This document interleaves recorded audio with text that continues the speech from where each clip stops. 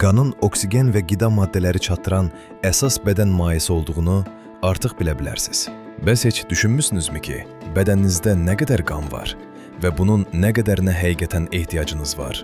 İnsan bədənindəki qan həcmi kimi tanınan ümumi qan miqdarı əsasən insanın ölçüsündən asılıdır.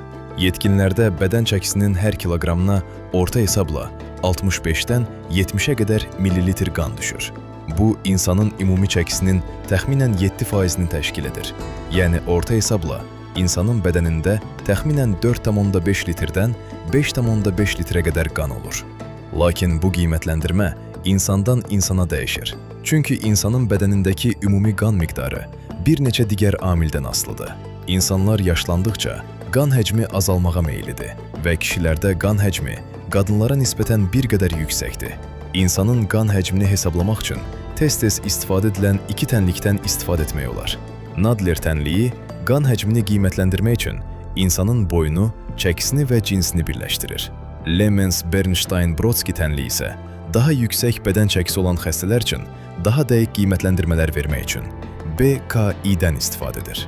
Bədəndə çoxlu miqdarda qan olması kiçik qan itkisinin təsirini minimuma endirir. İnsan bədəni ümumi qan həcminin təxminən 15%-nə qədər itkilərdən minimal təsirlər yaşayır.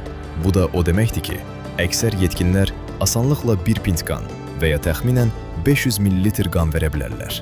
Belə bir itki sürətlə bərpa olunur. İtirilmiş plazmanın yerini doldurmaq üçün cəmi bir neçə gün lazımdır və qırmızı qan hüceyrələri həftələr ərzində bərpa olunur. Lakin qan həcmində ciddi azalmalar əhəmiyyətlidir və 40%-dən çox itki adətən həyati təhlükə yaradır.